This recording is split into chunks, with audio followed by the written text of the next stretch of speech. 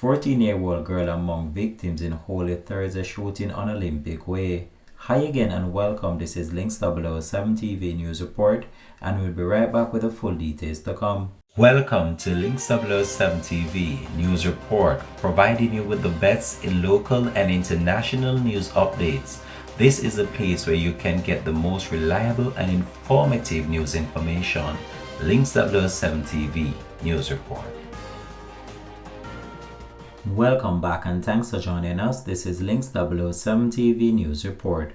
Police are actively investigating a brazen midday shooting that left a 14-year-old girl and two men injured in Olympic Way area of Kingston on Thursday.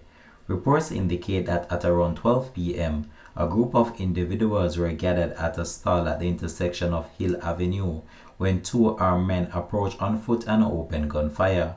During the attack, the teenage girl was shot in her head while the two men were struck by gunfire. All three victims were rushed to hospital. Their conditions remain unknown up to the publication of this report. The police have since launched a full investigation into the incident.